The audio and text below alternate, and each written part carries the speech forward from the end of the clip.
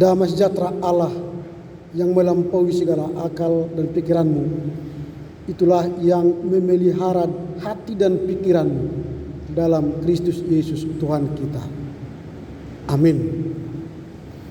Firman Tuhan yang menjadi khotbah dalam minggu pertama setelah Trinitatis hari ini tertulis dalam kitab Injil menurut Matius pasal yang ketiga ayat yang ke-13 hingga ayat yang ke-17. Demikian tertulis. Yesus dibaptis Yohanes.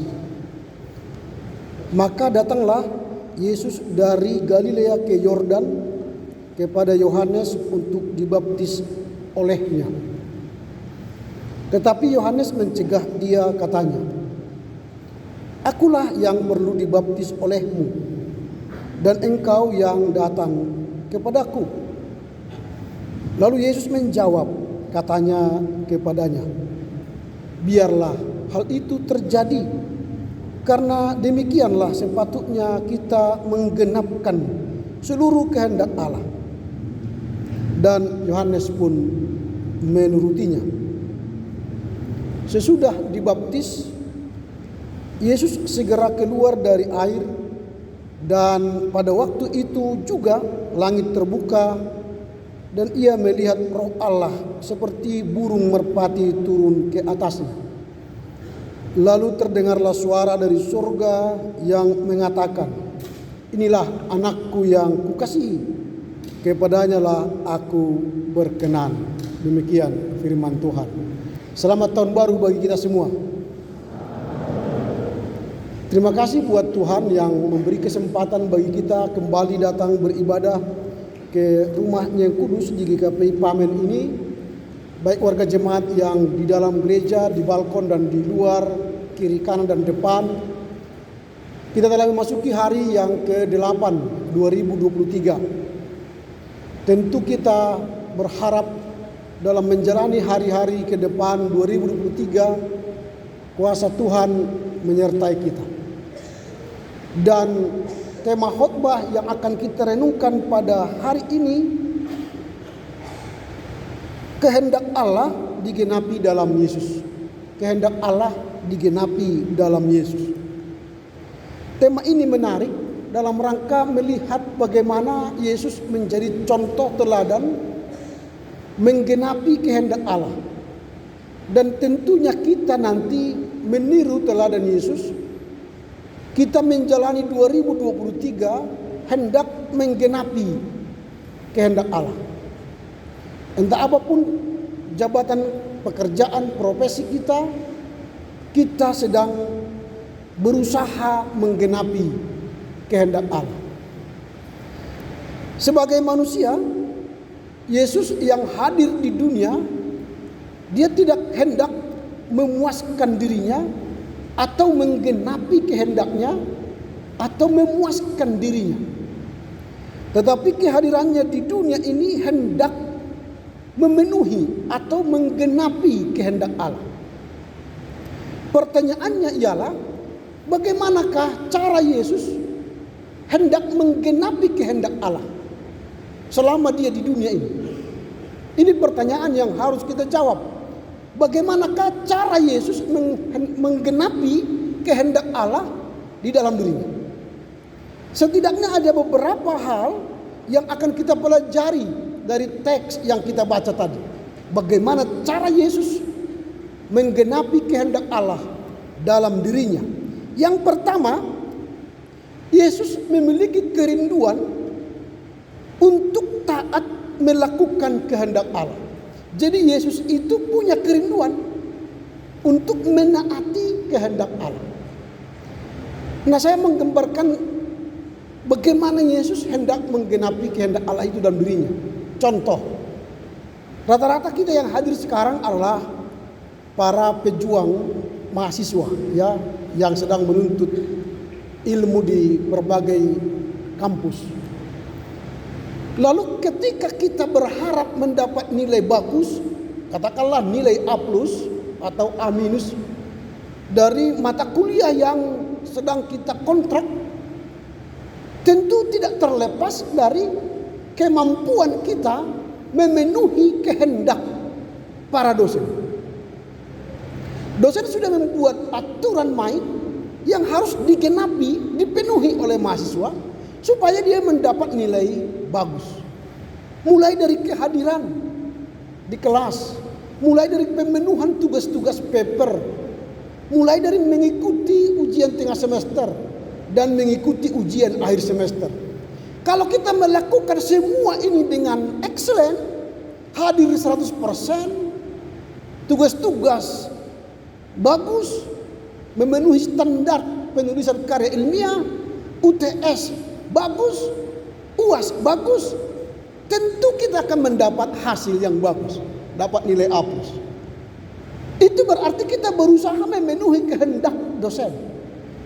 Tetapi kalau kita hendak memenuhi keinginan kita, kehendak kita, hadir semau-maunya, suka-sukanya, dari 16 kali pertemuan misalnya hanya hadir 14 pertemuan atau 12 pertemuan, paper-paper dikerjakan asal ada, UTS diikuti asal ada, UAS dikerjakan asal ada. Jangan bermimpi dapat nilai A. Mungkin dapat nilai A tapi dibaca bahasa Inggris dapat nilai E gitu. Gak mungkin. Itu namanya kita berharap nilai A tapi tidak mau berlelah memenuhi standar. Jadi kalau kita hendak mendapatkan nilai bagus, berlelahlah belajar, berlelahlah memenuhi kehendak para dosen. Nah, Yesus seperti itu, dia punya kerenduan menaati kehendak Allah walau berlelah, walau dia harus menderita. Itu yang pertama. Lalu bagaimana cara Yesus memenuhi kehendak Allah? Dia punya kerinduan menaati kehendak Allah. Coba kita baca ayat yang ke-13. Dikatakan di sana begini, maka datanglah Yesus dari Galilea ke Yordan. Jarak Galilea ke Yordan itu 160 km. Waktu itu belum ada Grab atau Gojek, belum ada bus. Itu bagi Yesus, dia harus berjuang dari Galilea ke Yordan. Itu 160 km dengan jalan kaki, Adam kar. Normalnya manusia 1 jam berjalan itu 5 km. Kalau 160 bagi 5 berarti itu berapa hari? Minimal 2 hari 3 malam. Dia berjalan dari Galilea ke Yordan untuk memenuhi ketaatannya supaya kehendak Allah terjadi padanya, supaya dia dibaptis oleh Yohanes di sungai Yordan. Dia berjalan 2 hari 3 malam. 160 km. Ada enggak mahasiswa yang mau berjalan memenuhi kehendak dosen 160 km? Boro-boro langsung pesan Gojek kan atau Gokar kan? Kau jalan kaki kau dari USU sampai ke Gatot Subroto, pulang balik, aku kasih kau nilai A. Boro-boro mau jalan kaki kan? Sekarang dari kos-kosan pun mau ke kampus hanya jarak 250 meter naik Grab. Takut kena sinar matahari katanya. Ini. Tapi Yesus mau taat memenuhi kehendak Allah. Ini sedikit sebentar ya, kita Sungai Yordan dan bicara Sungai Yordan dulu kita sebentar. Sungai Yordan itu adalah sumber mata air yang satu-satunya di Yerusalem. Dari sungai ini, Sungai Yordan, aliran air ini dialirkan ke 2 tempat. Yang pertama itu ke Galilea, yang kedua ke ke Laut Mati. Kalau aliran Sungai Yordan dari hulu dia masuk ke Galilea, air itu dialirkan ke mana-mana, Maka air itu mengairi Galilea, maka Galilea menjadi tanah subur dan bisa menghasilkan sayuran, buahan dan menghasilkan ikan-ikan di sana. Nanti kalau punya kesempatan pergi ke Yerusalem, nanti kalian masuk ke Danau Galilea, keluar dari Danau Galilea akan nanti diakhiri makan ikan Petrus namanya. Itu dari Danau Galilea.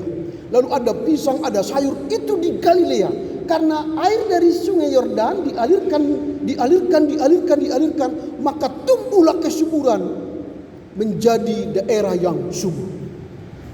Artinya begini, kalau kita menerima berkat, kita bagi ke teman-teman, kita bagi ke orang, kita dapat ilmu, kita bagi ke orang, maka kita menjadi saluran berkat dan menjadi berkat yang berkelimpahan.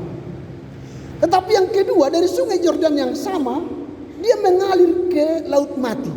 Tetapi dia tidak alirkan kemana-mana, hanya tampung di Laut Mati. Ada air dari sungai Yordan, tampung di Laut Mati. Apa yang terjadi? Laut Mati itu kebanyakan garam. Kelebihan garam, maka setiap binatang yang masuk ke laut itu mati. Ada tumbuhan pun di sekitarnya mati. Maka disebut dengan Laut Mati atau Laut Tibera.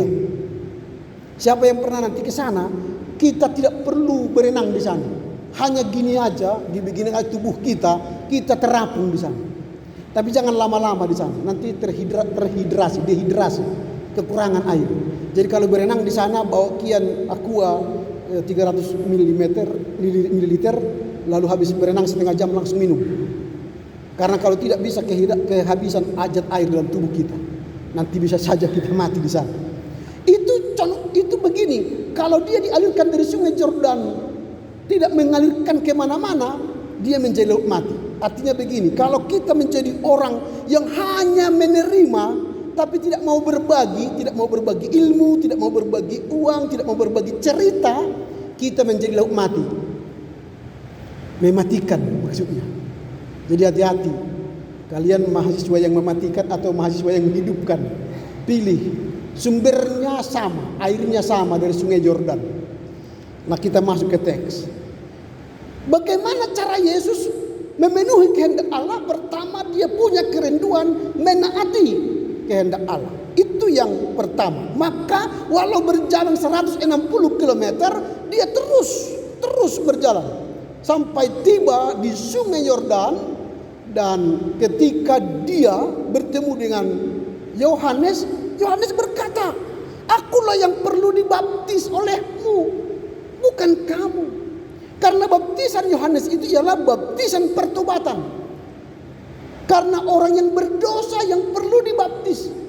Tetapi Yesus bukan orang berdosa. Dia tidak punya tindakan-tindakan kejahatan dan kriminal. Baptisan Yohanes itu bagi orang-orang keturunan ular beludak. Berilah dirimu dibaptis, supaya jangan menjadi orang jahat, orang berdosa. Tetapi Yesus datang. Sebenarnya kamu tidak perlu dibaptis. Tapi apa kata Yesus? Biarlah hal itu terjadi. Karena dengan demikian sepatutnya lah kita menggenapkan kehendak Allah. Walau aku ini bukan berdosa, tapi aku harus dibaptis. Supaya apa? Supaya teladan bagi orang yang berdosa. Aku yang tak berdosa mau dibaptis, apalagilah orang yang berdosa haruslah dibaptis supaya dosanya diampuni. Ini yang pertama. Jadi kehendak Allah itu diwujudkan dan digenapi dalam diri Yesus. Karena apa? Dia punya kerinduan taat pada kehendak Allah. Itu yang pertama. Yang kedua, bagaimana kehendak Allah itu digenapi dalam diri Yesus. Yang kedua ialah Yesus mampu dan mau merendahkan hati. Yesus mau dan mampu merendahkan hati. Coba kita baca ayat yang ke-15. Kita coba baca bersama-sama ayat ke-15. 3, 2, ya. Lalu Yesus menjawab, katanya kepadanya, biarlah hal itu terjadi, karena demikianlah sepatutnya kita menggenapkan seluruh kehendak Allah. Dan Yohanes pun menurutinya. Kata kuncinya ialah biarlah hal itu terjadi. Sebenarnya Yesus punya kesempatan sombong. Ketika Yohanes berkata, seharusnya akulah yang dibaptis olehmu. Lalu kata Yesus, benar, aku ini kan tidak berdosa, kamu berdosa, maka kamulah yang perlu saya baptis, bukan aku. Bisa kan? Tetapi Yesus tidak menggunakan kesempatan itu untuk menyombongkan diri. Tetapi dia katakan, lakukanlah Yohanes, supaya tergenapilah kehendak Allah dalam diriku. Walau aku bukan berdosa, bukan orang jahat, baptislah aku seperti membaptis orang pendosa. Supaya apa? Supaya aku ini menjadi teladan bagi orang-orang yang berdosa, supaya orang-orang berdosa itu datang ke sungai Yordan ini untuk dibaptis. Dan seharusnya lah orang berdosa datang dibaptis. Kita memang dibaptis waktu anak-anak, bukan baptisan dewasa. Sehingga kita tidak tahu apakah kita berdosa atau tidak kala itu. Tapi walaupun kita dibaptis anak-anak, tetapi kita punya dosa turunan dari Adam. Setiap orang yang lahir ke dunia ini sudah berdosa warisan. Karenanya butuh dia dilahirkan kembali melalui baptisan. Itu sebab ketika anak-anak kita dibaptis, tapi yang menjawab pertanyaan bukan kita, tetapi orang tua kita. Ditanya kepada orang tua kita, apakah saudara bersedia membawa anak ini ke persekutuan Kristen Protestan? Ya, saya bersedia. Apakah saudara bersedia membawa anak ini ke sekolah minggu? Ya, bersedia. Apakah saudara siap mengajari anak ini dalam iman Kristen? Ya, bersedia. Tapi hanya di gereja dia mengatakan ya bersedia. Pulang ke rumah tidak diajari anaknya bertumbuh dalam iman, tapi anaknya bertumbuh secara fisik saja. Itu kelemahan orang tua. Seharusnya orang tua yang berhikmat tidak membiarkan anaknya bertumbuh secara jasmani saja, tapi haruslah bertanggung jawab bertumbuh dalam roh yang benar. Maka orang tua yang baik dan berhikmat ialah mengajari firman Tuhan kepada anaknya dikala duduk, tidur, bangun, dikala bersantai-santai, dan ketika ada ibadah sekolah minggu diantar ke gereja sehingga anaknya bertumbuh secara roh dan iman dibarengi dengan pertumbuhan jasmaninya. Ini yang kita lihat. Jadi Yesus menerima baptisan itu sebagai bukti bahwa dialah orang yang rendah hati, tidak mau menyombongkan diri. Nah, ini yang perlu kita paham, bahwa orang yang datang dibaptis adalah orang yang mau merendahkan hatinya di hadapan Tuhan. Nah, sekarang kita kan sudah dibaptis ini. Karena nanti kalian pulang dari gereja ini, kata pendeta, supaya menunjukkan bahwa saya ini adalah orang rendah hati, dibaptis ulang lagi nanti di gereja lain. Jangan. Baptisan hanya sekali, jangan berkali-kali. Kalau kalian nanti dibaptis di gereja lain supaya membuktikan bahwa kalian rendah hati, itu salah. Jangan mau dibaptis lagi, karena baptisan hanya sekali, hepax legomena. Tapi pertobatan bisa berkali-kali. Anda bertobat, berubah cara berpikir, cara berkata, cara bertindak, itu boleh berkali-kali. Tapi baptisan hanya sekali. Kita dibaptis dalam nama Allah Bapa, Anak dan Roh Kudus. Kalau dibaptis di sana pun dengan nama Allah Bapa, Anak dan Roh Kudus, sama dengan nama yang sama, tak usah dibaptis. Tapi kamu bertobat membaharui sikapmu, boleh. Tak perlu dibaptis. Bilang sama mereka nanti, Pak Pendeta, saya sudah dibaptis. Tak perlu lagi diulang. Hanya tindakanku yang berubah. Begitu. Nanti mereka mengatakan, kan di gereja kalian dulu dibaptis kepala kalian percik. Kalau di sini ditenggelamkan, diselampkan. Jadi ada memang anekdot tentang itu. Katanya begini, kalau kita gereja-gereja Protestan arus utama ini, karena hanya dipercik sedikit ke kepala kita, yang bertobat hanya pikiran kita, hanya otak kita yang bertobat. Makanya kalau rapatnya luar biasa. Di gereja hanya dikasih otaknya aja, pikirannya. Seluruh hidupnya enggak, hanya kepalanya aja yang dikasih. Karena yang dibaptis katanya kepala. Sementara di gereja lain kan ditenggelamkan, diselam, semua ikut dompetnya dibaptis juga. Makanya uangnya pun dikasih ke gereja. Kita kan uangnya sedikit dikasih ke gereja, yang dikasih hanya pikirannya. Coba lihat nanti persembahan kita kan pahlawan perjuangan kan, Sisingamangaraja, Pattimura gitu kan, gambar-gambarnya enggak sampai kepada pahlawan kemerdekaan Soekarno Hatta yang warna merah. Jadi hanya warna-warna lain, ya kan? Karena tadi dompet kita enggak ikut dibaptis katanya. Itu hanya lelucon, jangan dibawa ke hati.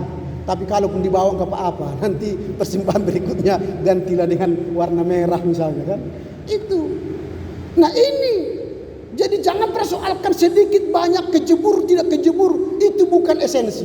Yang esensi ialah sudah dibaptis, maka itu membuktikan kita rendah hati. Kalau sudah dibaptis, kerjakanlah baptisanmu. Jangan gantungkan akte baptismu di rumah. Telah dibaptis tanggal sekian oleh pendeta, tapi perbuatannya sama saja. Jangan. Maka dilanjutkanlah baptisan kita dengan CD. Diajari lagi, diajari, lalu mengikrarkan aku percaya. Itu berarti kamu sudah dewasa iman. Itu yang kedua. Yesus itu merendahkan hati, tidak mau menyombongkan diri. Bahkan orang yang sudah merendahkan hati tidak akan menyombongkan dan tinggi hati. Itu yang kedua. Yang ketiga, bagaimana cara Yesus menggenapi kehendak Allah? Pertama tadi punya kerinduan untuk taat, kedua dia punya kerendahan hati. Lalu ketika nomor 1 dan nomor 2 dikerjakan oleh Yesus, yang ketiga yang terjadi kepadanya ialah Yesus menerima pemuliaan Tuhan. Maka ketika Yesus dibaptis, tiba-tiba datanglah Roh Kudus turun dari surga seperti burung merpati, lalu terdengarlah bunyi, inilah anakku yang kukasihi, kepadanya lah aku berkenan. Jadi orang yang telah memenuhi kehendak Allah dengan taat, dengan rendah hati, maka Tuhan akan memuliakan kita. Jadi kalau kita sudah memenuhi kehendak Allah, kita taat, kita rendah hati, maka Tuhan akan memuliakan kita. Bagaimana cara memuliakan kita? Kalau Yesus dimuliakan dengan mengatakan inilah anak yang kukasihi, kepadanya aku berkenan, maka kita pun akan dimuliakan Tuhan nanti ketika kita mati dan bangkit bersama Kristus yang bangkit, masuk kepada kerajaan sorga. Disitulah kemuliaan kekal kita terima. Inilah yang perlu kita renungkan. Jadi ketika Yesus telah taat dan rendah hati, Allah memuliakan dirinya, lalu dikatakan inilah anak yang kukasihi, kepadanya aku berkenan. Berkenan itu apa artinya? Berkenan berarti kita memenuhi standar Allah. Jadi orang yang berkenan itu ialah kita memenuhi standar Allah. Orang yang ingin mendapat nilai A dari dosennya, dia memenuhi standar dosennya, maka dia akan mendapat nilai A. Sering kita begini, ini pengalaman saya ya.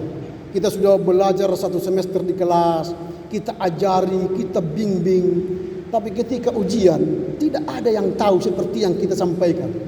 Lalu saya baca, geleng-geleng kepala. Kalau sudah geleng-geleng kepala, nggak mungkin nilai A, karena tidak memenuhi kehendak dosennya. Tapi ketika dosen, wow, ya, wah, keren,